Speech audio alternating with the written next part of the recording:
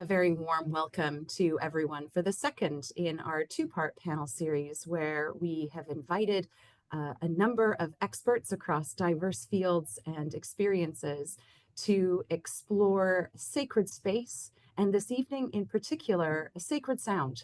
And the reason for this is that at St. James's, we have something called the Wren Project. And the first phase of the Wren Project has begun with a building project with two parts in church in the early part of 2025. The first part, which is ongoing and which will be complete in May, is a new south door. And this is responding to Christopher Wren's original intention. There was a south door in the church, which was bricked up in the 19th century. And so it is being returned as well as reimagined with the architect Ptolemy Dean, together with a number of monuments, ledger stones, which are traveling to St. James's from near Euston. There was a burial ground in the late 18th, early 19th century, and we are able to return the stories of those local people from St. James's Parish via those ledger stones, which will be basically part of the entrance to the south door. So that's one aspect of the story that we are able to begin to tell in new ways at St. James's through this ancient yet modern project. The other is the organ.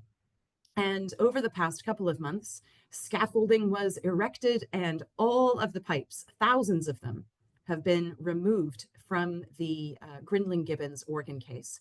And so what we have now in church, which is just extraordinary, is the case awaiting the revoicing of its thousands of pipes.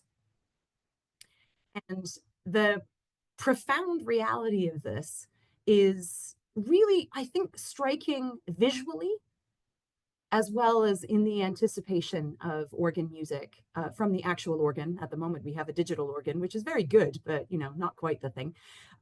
Organ music returning to St. James's for the first time in over 50 years. That project will take quite some time. And so because of that, we are doing some imaginative work and having all kinds of dialogues while this transformation is taking place, moment by moment and phase by phase. And so it's a true pleasure at this time in the life of St. James's and this evening to be joined by three people who could not be better placed to explore sound, voice, sacred space, heritage, present and future, as well as aspects of deep past, hundreds and hundreds of years, as we'll see here.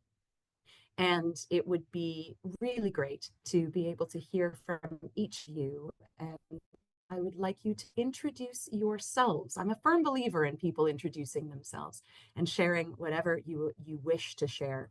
And so, Novelette, please do introduce yourself. Of course. It's a pleasure to be here, and thank you very much for attending.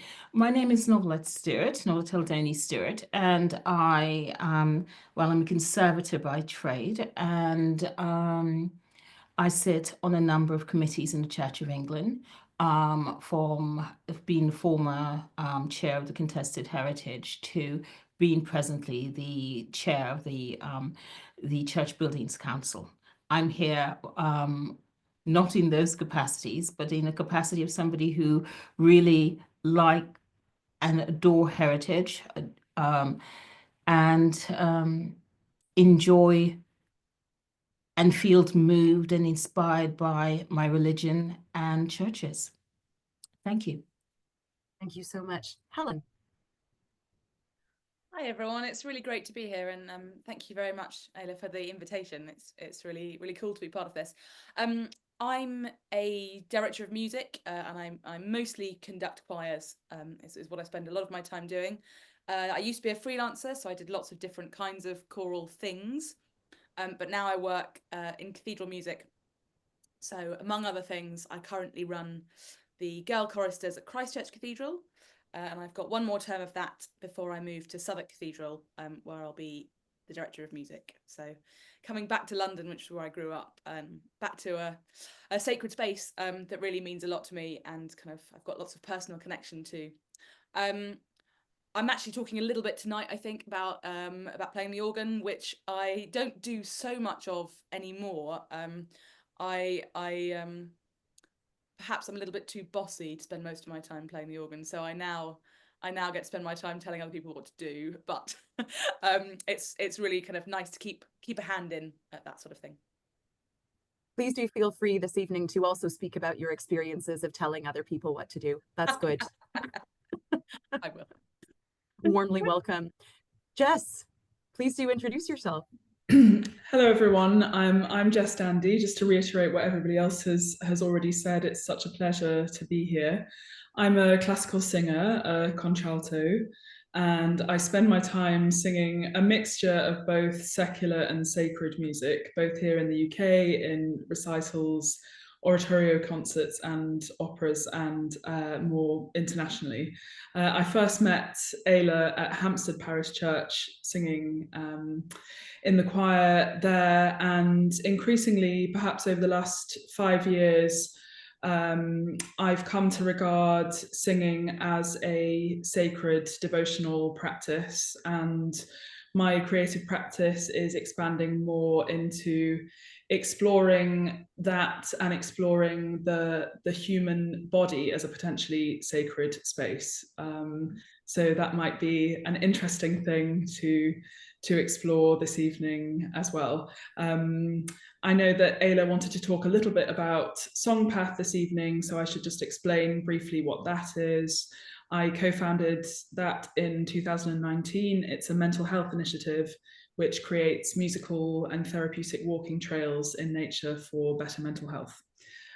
So that's me, perhaps to be unpacked a little bit more later. Well, thank you all so much. And I'm sure that even just in the richness of these brief introductions, there is a winding together as well as a real expansive diversification of experience that each of us is really looking forward to hearing more about in the room this evening. And in terms of like what motivated me, I guess, to draw you all together is that I have always been curious about and utterly do not understand organs. I've never even attempted to touch one. I've got absolutely no idea how it works, what it is, and yet was completely compelled by being up on the scaffolding. And as I climbed up and brought a number of people up and down with me, I was insufferably irritating for the people who were actually working in the church for weeks. I was thinking, who do I imagine would really want to be here, might get something out of this, might have something to teach us as we get really close to this? And who in their practice, or perhaps in a wider understanding of spirituality, of space, of music, might want to speak into this, might want to connect with the many layers of what this is and go beyond the function into something deeper. And Novelette, you and I have known one another for many years now, and we're both trustees of Art and Christianity. Jess, as you said, you got to watch me make 1 million mistakes when I was very, very first ordained as deacon and then priest in Hampstead. And Helen, you're someone where we're 1 degree of separation with about 1,000 people. And I just figured that if I emailed you and you said yes, then we could close the gap. So I'm delighted to bring you all together. I'd like to begin, Novelette, with you, and to pick up on some of the things that you've just shared and see what happens if we go deeper with them. Okay. You have really, really significant expertise on church buildings and heritage, and contested heritage in particular. Mm-hmm. How might music, voices, songs, and musicians too, past and present, how might music, in its widest sense for you, bring new life and support social justice within our churches? Well, I think it's how can I say this? I think going back to contested heritage and supporting social justice, I've always think that music, contested heritage has always been in music. And social justice has always been in music. And I will just speak about, going to, in terms of the contested heritage vein, the very wonderful spiritual, which I heard at St. James Piccadilly, and it's been one of my favorites, which is Wading the Waters. Now, Wading in the Water speaks about music being used as code. I mean, in terms of social justice, you've always had very explicit things being said, whether somebody's standing on the street corner singing about, you know, or writing Amazing Grace and saying, you know, this is me, this is how I fall from grace, this is redemption, and this is about people who I, you know, without going into the nuances of why one is being saved as a wretch. That's one side of it. But the other side, of course, is the fact that, you know, spirituals like Wading the Water speaks about codes. It is about being received, music being used as a vehicle that is about communicating not only in words, but about codes. So in Wades in the Water, we have the idea that, well, of course, it was sung by Harriet Tubman a lot, and it's associated with her. So you have the idea that, you know, wading the water, of course, speaks of the fact that if you're a slave, go into the water because the hounds won't follow you. They can't smell you. Then you have the entire transformation coming on where see that band dressed in red, which is, you know, the person bloodied, whatever, see the person in white, and you get to the point where you see that person in blue, which is the person who gets through. And all of these things resonate with people. I mean, she'd be able to sing it so that people would know it's a time that we're going to go now. And if you know, you can try to escape tonight, but in case you know, it's not a right thing, then if there's a lot of people out tonight, if there's a lot of slave, you know, owners out tonight, owners being slave people out tonight, then she would sing another thing. So it's that idea of code and music being used as code, and you get it. I think it's been long-standing. I remember in my generation, my mother using the term woke, and of course, the idea of woke comes from the Scottsboro boys. And what happened with Leadbelly and Leadbelly's song about the Scottsboro boys. If you listen to the interview afterwards, he says, remember, stay woke in Alabama. You've got to stay woke. And it's about this horrendous situation where he's speaking to Black people and saying, remember, stay woke. This is what really will happen to you. So there's always been this code going on in music. There's always been social justice, and you get it now where everything from Public Enemy to to something like I don't know, I think probably people like Robert Braith, Peter Braithwaite, the opera singer, who's working and doing other work around social justice. And he's using, and he's a wonderful opera singer. He's using his voice. He is appealing to the universality of music to kind of move us. And I think the thing about music is that because it's such a personal thing, and because especially when it is married with code, is that when you listen to the Scottsboro Boys, as I said, the song by Leadbelly, the blues musician, and it's a very catchy tune. It's a very catchy tune. And of course, people would sing this song not really knowing. So you kind of weave your way in. The unsympathetic club club goer would think, oh, it's a lovely tune. And by repeating that and singing it would actually get the message.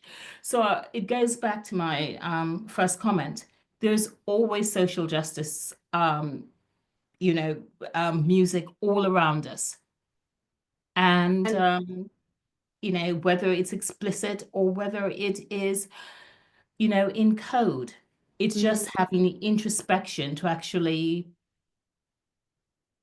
because it's so personal, having to actually take time to listen to it. So, In the I think previous that's really... panel, there was a really interesting thing that folks spoke about when they were asked the question, what's the purpose of a church? And one of them said, the purpose of a church is to listen, to be really attentive, and the relationship between love and attention and listening and voice done with deep care seems to be an act of mutual dignity and an act of justice seeking. And there's a quality of being able to, St. James is one of the things that we try to do. We sort of say this as part of our character as a church, is to tell stories honestly and to tell our own history honestly. And so the relationship between music and truth telling, as you're indicating with these examples, is to me also a powerful connection between music and social justice. And I wonder too, based on some of the conversations we've had together before, about your views about music and worship.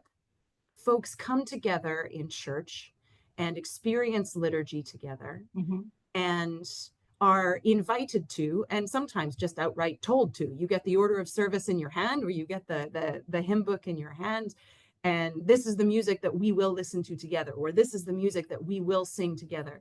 What do you think the relationship is for you, or perhaps even the aspirations or the greater vision for you about the relationship between music and worship in these church spaces? Well, I think we're talking about churches as sacred spaces. And to me, the whole point of going into church is to understand that I'm experiencing a place that is bigger and experiencing a spirit that is bigger than me. We all have our own sense of self, but you're going to church to experience the majesty, the spirit going through you. And when you have, church is a great leveler. That sacred space is a great leveler, whether you're a rich man or whether you're a poor man, because you're in the spirit of a living, presence, a living spirit. You have no other, it invites you to be calm, to be still. And I think one of the things that I find is when I'm in a church, I'm looking at the entire architecture, which is the sacred space, the liturgical furnishings, the fact that we're facing front, the fact that we're facing to God. And having that music to me, having that music to me is not only, how should I say, oh goodness, I think there's just a rhythm in churches. That rhythm comes from the lights that is supposed to be the, God coming in, you've Spirit of the Christ coming in, and its connection, the illumination of God. You've got all these rhythms going on, whether or not it's, all these, it forces you to use your eyes, to use your senses. That's the great thing about being in church, whether you're looking forward, whether you are hearing. When you have the music, it is another rhythm, and it's in tune.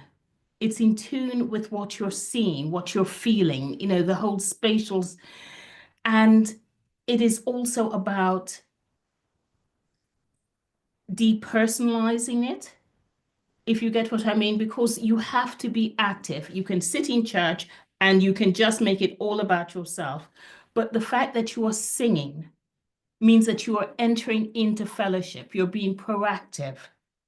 You know, you're experiencing all the rhythms that the church has all around you.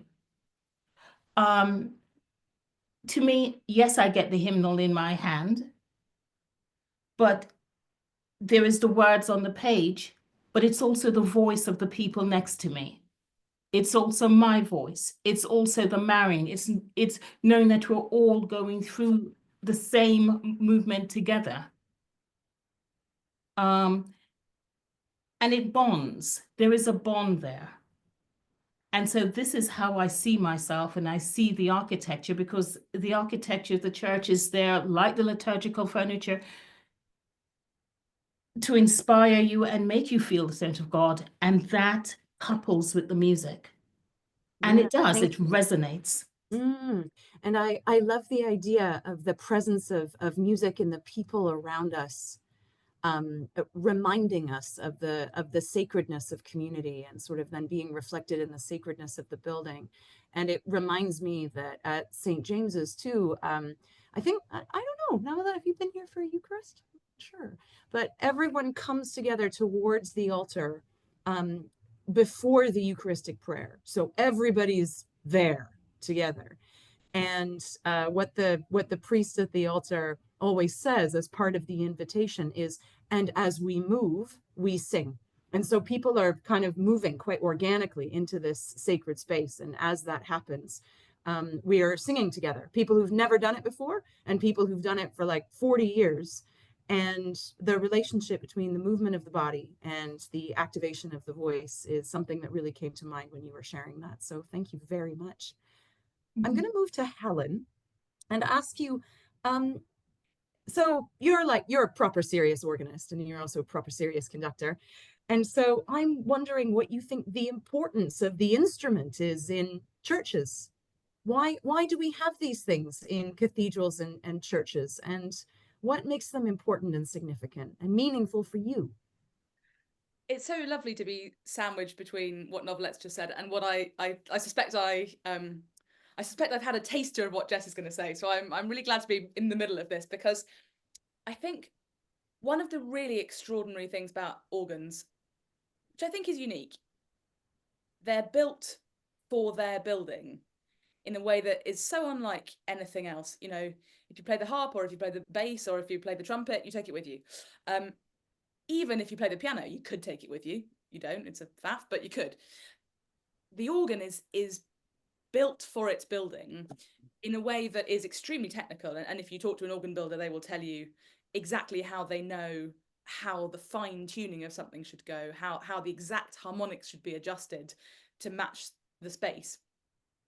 But we don't need to get that technical to appreciate it. And it's the reason that a digital organ is a really good almost. You know, it can be really convincing. And I know that lots of people who go to St. James and hear the digital organ will think, oh, it's basically an organ, does the right kind of thing, you know. But as a lot of my organ building friends would say, it's digital organs, they're not moving the air in the same way. They're physically doing something different.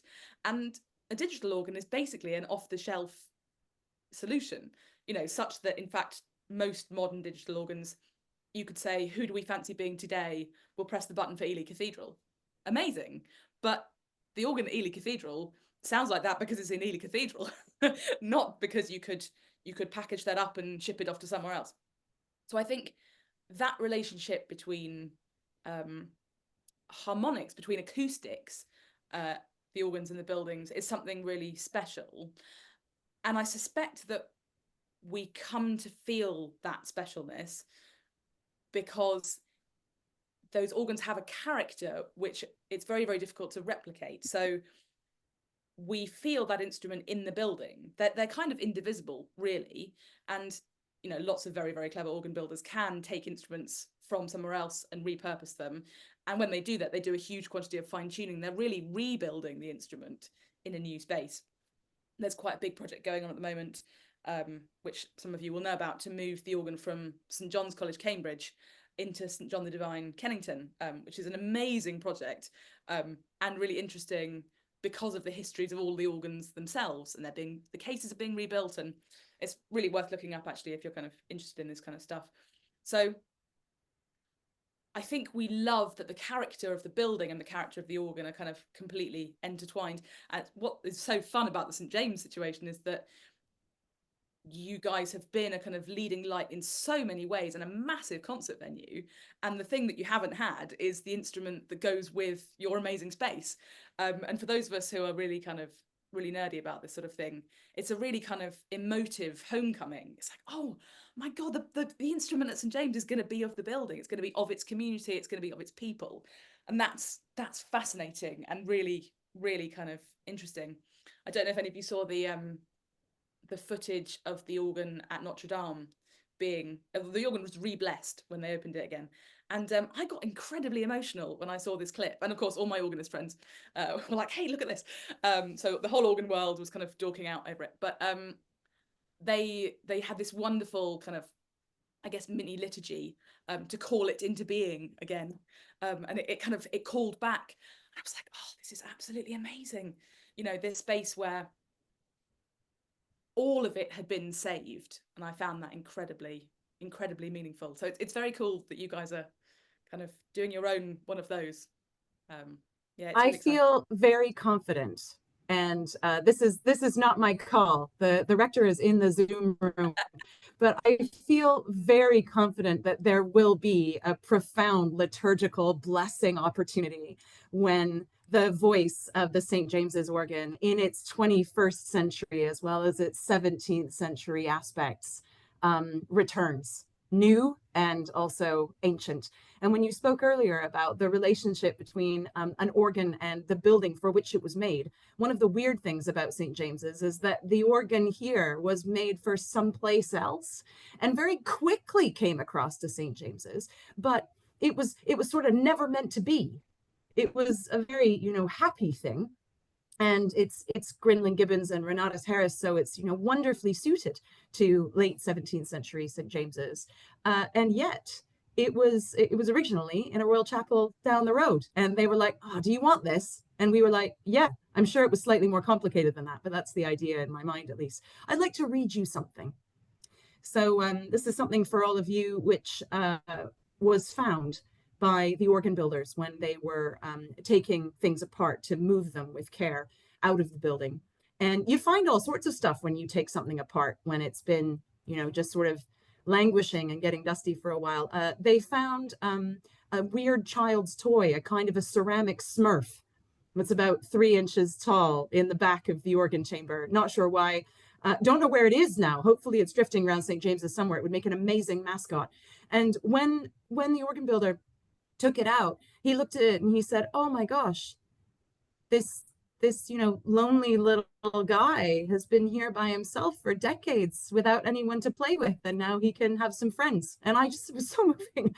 And the other thing that we found was a little label on one of the oldest pipes, and it says this: St. James's Piccadilly, 15 of the lowest 17 pipes of this stop were originally made by Renatus Harris in 1696. All the pipes were softened apart by water from fire hoses and damaged by roof falls due to enemy action, October 1940. Remade and revoiced by Frederick Rothwell and Sons of Harrow Limited, March 1941. And it's signed. And it was an absolutely wild experience looking at that and thinking that tells such a deep story. It's more than the sum of its parts and its few words.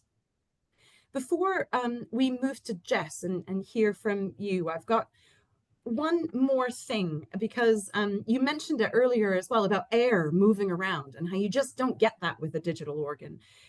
And so I'm wondering about the word voice. I only learned this recently with the project, that voice means something very particular when it comes to organs. And so I wonder what you'd like to share about that, what that word means to you and what it is. Yeah. Well, as I said, because I spend a lot of my time dealing with voice more than I spend dealing with the intricacies of organ, although I spend a lot of time in proximity to people playing the organ. What I really hope that you do this as the project kind of comes to fruition, get lots of sound recordings of the organ before it's voiced. So when all the pipes are back in and it's playable, but the technicians haven't actually got stuck in to refining all that sound.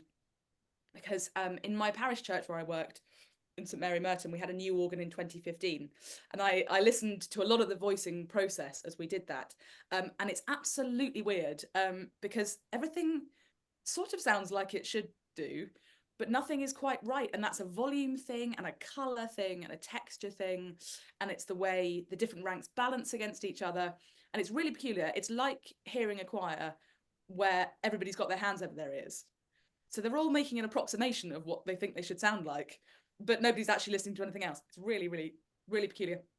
I think it kind of goes back to what we were talking about just a minute ago, which is that organ stops, each stop has a colour. So you might have, I don't know how many you're going to have on the organ, but you might have, say, 25 stops on your organ. But not one of those stops will sound anything like its neighbour. So you have families of stops. You have the flutes, which will all sound similar. You have the principals, which have that quite bright tone that we often associate with organ noise. You have reeds, the kind of trumpets, oboes, bassoons. And you have mixtures, which are combinations of pipe work, which are very, very bright and piercing and really harmonically vibrant. But each of those individual stops has a character, has an energy of its own, has its own voice, if you like. And I think one of the reasons that the world of organs reflects so well the idea of church, the idea of community, the idea of sacred space, is that that's a microcosm of how our communities work as churches. It's about saying we need each other, we need the different kinds of voices, we're not all the same, and that's not something to be overcome, that's something to be reveled in. You know, we need all of that colour. And I think organs are like that. The beauty is how you combine them, and really skilled organists, they have an ear for how to bring out the best in the instrument by how they blend those. And that's really one of the reasons that many, although not all, organists become choir directors and vice versa, is that sort of live mixing of voice is there's a lot of overlap in that world. So that kind of voice thing for me is really interesting. It's really fuels me. And I often think about a singing teacher colleague who was giving a workshop to some kind of young teenagers, all of whom were experiencing voice change of varying kinds. So some boys whose voices were changing from treble to tenor or bass, some girls who were going through voice change, about the same age. And I work a lot with choristers, for whom that's a really big time. That's you're parking your identity slightly. You're saying, wow, this was me as a kid and now I'm moving to something else. And particularly for the boys, that's a really big deal. But this singing teacher said, you're all worried that you won't blend anymore, but actually what's special about you is what doesn't sound like other people. Like, that's what's interesting, and that's what gives us flavour in the world. So I often think back to that when I think, oh, I can hear that one person in the choir. Oh, why aren't they blending better? Oh, that's so distinctive. Actually, we want that distinctiveness. And in much the same way that learning how to be in community is a lifelong challenge for all of us in the wider sense, that's true musically as well. We want to be in communion with each other, but retaining something that is alive and distinct.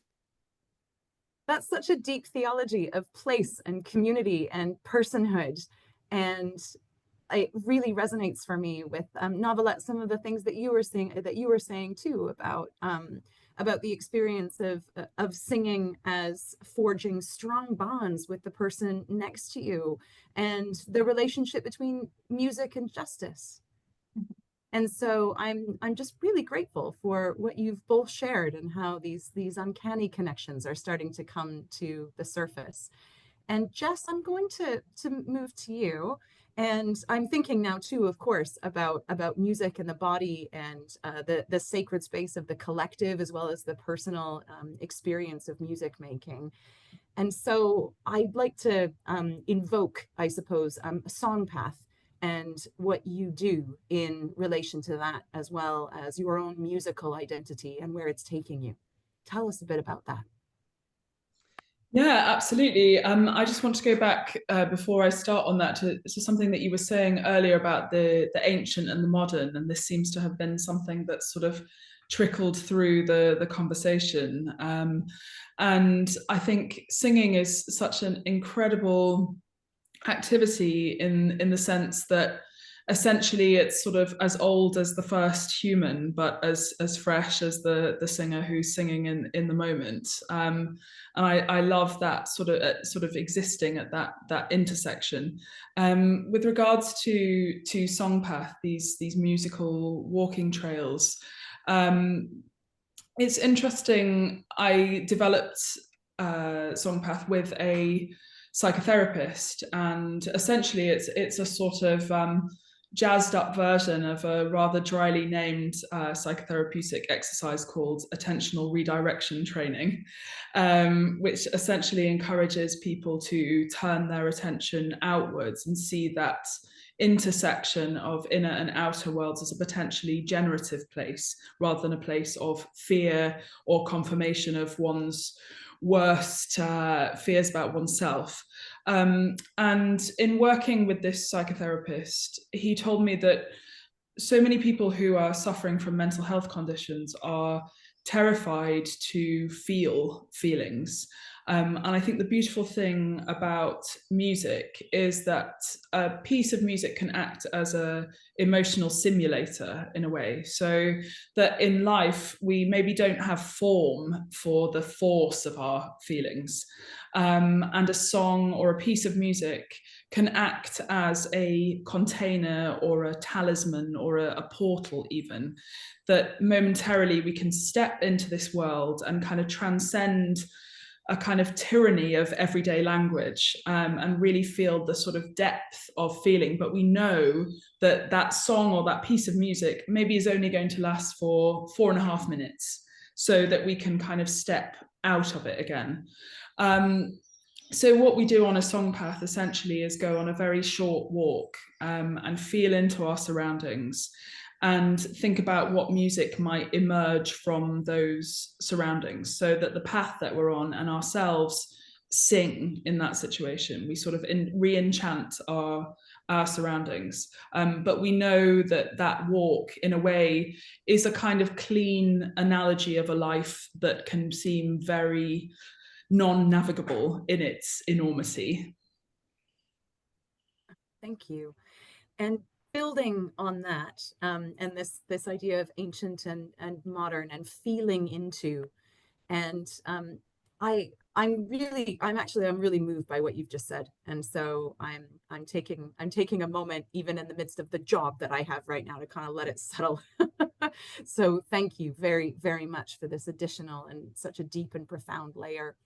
And you and I, together with many people across the planet, share a deep love of Hildegard. And I remember that we've had numerous conversations over recent years about the way in which the life of the singer and the spirituality of music as a form of mysticism, music perhaps as a form of embodied theology, how that's precious to you broadly, and how Hildegard's expression of her experience of that is something that you've been working with. I'm curious about your relationship to her and what you might want to share in this broader context of this conversation too. Absolutely. I mean, more generally in my life as a singer, I have the privilege to sort of time travel in a way. So, for example, a couple of weeks ago, I was singing St. Matthew's Passion, and about halfway through, I thought, this is absolutely extraordinary, the number of people and intersecting lives and different situations in which this has been performed, and how it's resonated with countless people over centuries in different times and places. And I get to kind of step into that web. I felt quite overwhelmed by that. And that's the same with Hildegard, really. I conducted my own sort of Hildegard song path a few years ago when I walked the Hildegard pilgrimage way just southwest of Frankfurt. I would hugely recommend it in the Nahe region. So if you have a little taste for Riesling as well, your walk might be punctuated by that too. But in all seriousness, what intrigued me about Hildegard, not only her omnivorous interest and sort of revelment in the sheer abundance of life. I mean, I love her famous notion of viriditas, this green pulse of life, but also the way in which she talked about reality as sort of sweating with life, you know, the sheer sensuality of her descriptions, but also the notion of her being a feather on the breath of God, of us all being divine mirrors in some way, and this sort of almost a fearless receptivity to something larger than oneself. And I really feel that in her chants and the poetry that she sets in those chants, because I feel that it is some form of channeling of something that's greater than ourselves. And that really, I think in my musical training, I was always not very good at the idea of extrovert performance. I didn't really understand that. That wasn't why I'd started practicing music in the first place. The music for me felt much more like a sort of porous activity, that you were sort of receiving something. And it wasn't really until I started to explore Hildegard's chant that I realized the capacity of the voice to be a sort of invocatory tool, and almost a kind of form of sonic yoga. I mean, these chants are so expansive, and the poetry is so fecund that really you feel almost like, I love Gerard Manley Hopkins' term of inscape, this idea that we all have our own inscape, and through these chants that you feel that you're almost actualizing that inscape, that sort of every atom of your being is resonating in some way, so that singing is no longer describing something, it's actually bringing it into being. You know, singing it makes it so, and I think there's a huge power in that. And then to talk more collectively, when you start singing chant in unison with other people, there's this incredible interpersonal synchronization that's going on that then makes you feel that this sacred space that you've explored in yourself is then kind of radiating outwards, almost like there's a sort of umbilical cords between you and other people. And then to bring that more into this idea of sacred space, I really loved your book, Lucy, Our Sound is Our Wound, and this notion that you talked about of sort of people trying to kind of block out true sound with the kind of cacophony of modernity. And I think that's what I really find when I come into a church. You know, whenever I'm near Piccadilly, I wander into St. James's just to sort of come back to sort of feel almost like a sonic plumb line, you know, of kind of coming back to a kind of true sound, this true resonance that a space like that can afford. I think in modernity, so often we see space as a sort of backdrop to kind of charge through. And the beautiful thing about a church space, and often a place in nature, is this idea that we're kind of reintegrating our bodies into a bigger body and into a sort of multiplicitous body, to, you know, to bring in what Helen said about this notion of kind of diversity and biodiversity, that we're sort of rejoining a kind of a larger web of being. But you become quiet enough to kind of start to perceive that matrix. You know? So oh, thank you. And the many, many different ways in which an inscape reality can be somehow activated or imagined or configured or transformed in some surprising way by the inherently sonic life of just being present on the earth in the bodies that we have, with our cells vibrating as they do. That is, to me, part of the sacred ground of our being. And so that these sacred spaces, however someone might recognize or not recognize, whether they frequently make music or whether they think they can't. And I always struggle with that when someone says, oh no, I can't sing. And I'm like, I'm pretty sure you can. You know, there's something about being music making beings, that to be human is to be a musician, is to be musical in one way or another.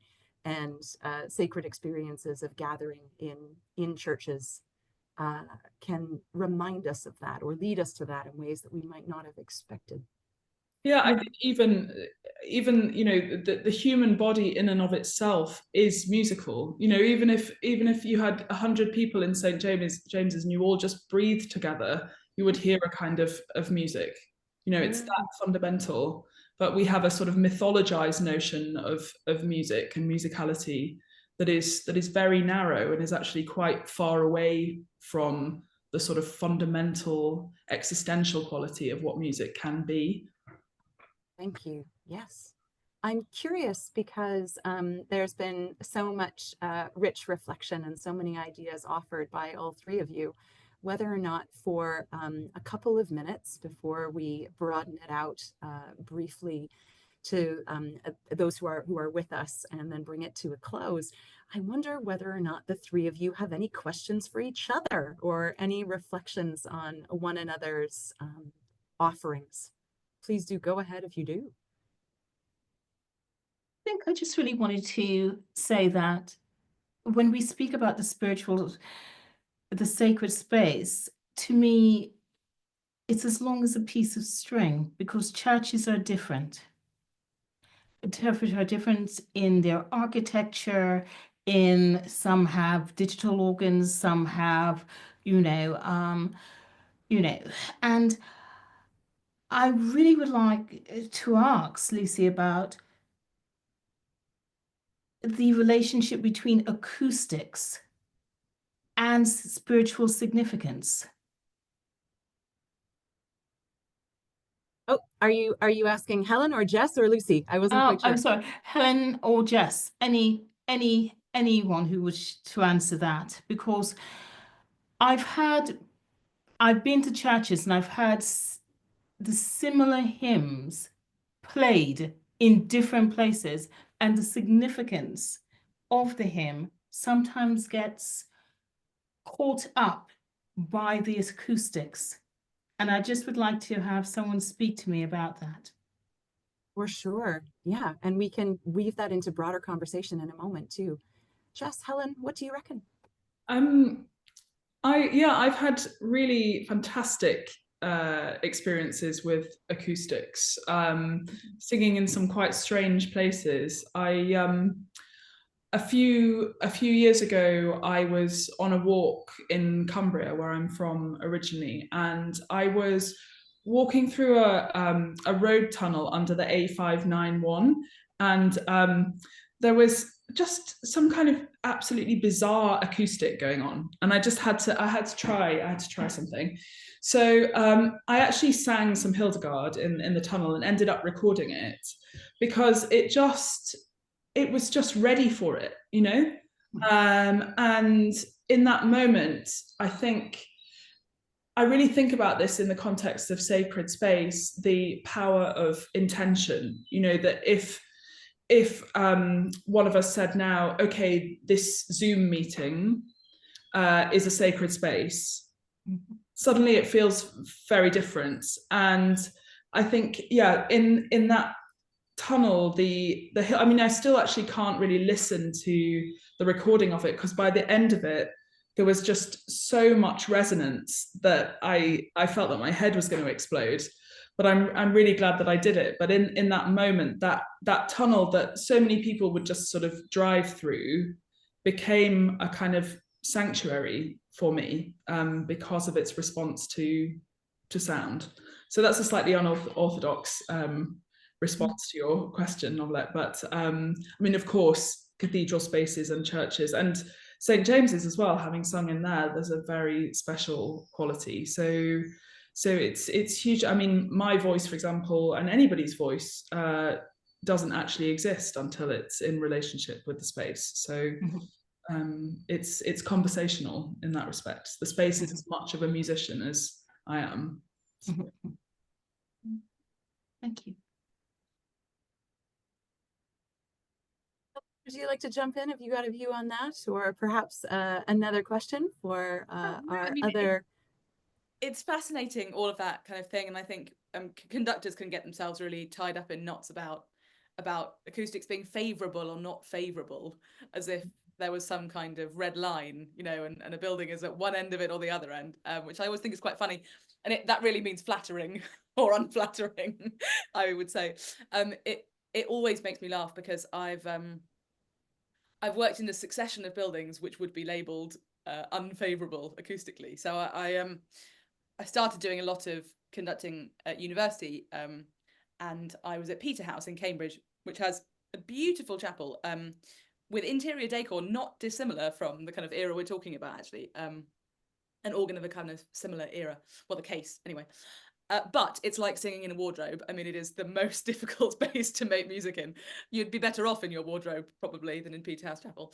And then I moved to a parish church, which is beautiful and whose community love every inch of it, in southwest London. And nobody in the community would say, oh, we have a really bad acoustic. It would be like saying, you know, I have a really bad stomach. You know, it's just irrelevant. It's yours. It doesn't matter whether it's exactly. Nice. And then I moved to Christchurch, where I said, oh, it's lovely to be in an acoustic, and everyone went, this is the smallest cathedral acoustic ever, and they complained about it for a long time. And I'm now going to Southwark, which does have a lovely acoustic. But what I think is more interesting than any of the kind of favourable or not favourable is that, as Novelette has said, the music changes with the space, and even more excitingly than that, over time, the way we encounter those pieces begins to subtly shift and change and kind of shapeshift to match the acoustic it belongs in. So, you know, we particularly as choirs feel that when we go on tour. We took a couple of pieces with the girl choristers from here to Ireland last year, and we did some singing at Christchurch and St Patrick's in Dublin. And the way the kids, who are very, maybe unconsciously, but very attuned to how they sing in that space, they know how to sing in Christchurch. They know every corner of that building intrinsically. They know how to make things speak well right at the back. They know how to make things speak well round a corner. They know that if you sing pointed slightly in the wrong direction, it doesn't speak properly. They know how to balance themselves with the lay clerks, all these kind of micro adjustments. And they had to do it all again. You know, they got to Dublin, they were like, oh, it's very, very strange. And that I find fascinating. You know, it's, if we're talking organs, it's the instrument, the building, and the acoustic has this weird third character that is of the building, but also, as Jess says, kind of has its own inward character that lives beyond the visual. Thank you. All. I'm just going to, because I'm conscious of the time, I'm going to bring this section of our conversation to a close, and that also means that I'm going to stop recording so that we can bring everyone into the conversation together. So deep gratitude so far for all that has been to Novelette and Helen and Jess, and let's see what our wider group has to say.